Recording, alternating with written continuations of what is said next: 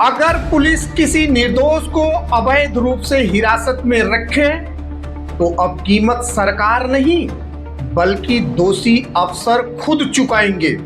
Allahabad high court के एक फैसले ने पूरे उत्तर प्रदेश में हलचल मचा दी है।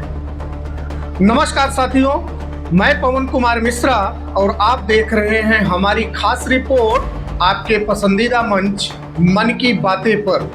साथियों, प्रयागराज से आई एक बड़ी खबर ने कानून व्यवस्था और नागरिक अधिकारों को लेकर नई बहस छेड़ दी है। इलाहाबाद हाईकोर्ट ने अवैध हिरासत के मामले पर बेहद सख्त रुख अपनाते हुए ऐसा आदेश दिया है जिसे कई लोग ऐतिहासिक फैसला बता रहे हैं। इलाहाबाद हाईकोर्ट ने कहा है कि यदि किसी व्यक्ति को अवैध रूप से हिरासत में रखा जाता है तो उसे प्रतिदिन 25,000 रुपए तक का मुआवजा दिया जा सकता है। सबसे महत्वपूर्ण बात यह है कि यह रकम केवल सरकारी खजाने से नहीं बल्कि दोषी पाए गए पुलिस अधिकारियों के वेतन से भी वसूली जा सकती है। सोचिए, एक गलत कार्रवाई एक निर्दोष व्यक्ति की आजादी छीन लेना और अब उसकी कीमत सीधे जिम्मेदार अधिकारियों को चुकानी पड़ सकती है। यही वजह है कि इस फैसले को सिर्फ एक कानूनी आदेश नहीं बल्कि जवाबदेही का बड़ा संदेश माना जा रहा है।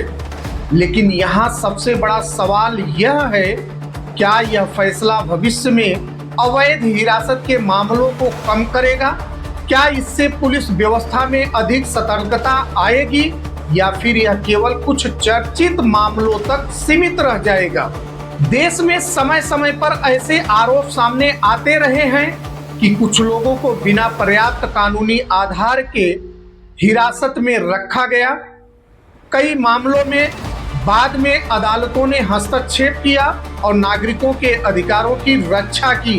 अब हाई कोर्ट के इस आदेश के बाद संदेश साफ दिखाई देता है कि कानून का पालन सिर्फ आम नागरिकों के लिए नहीं बल्कि कानून लागू करने वालों के लिए भी उतना ही जरूरी है। जनता के बीच भी इस फैसले की चर्चा तेज है।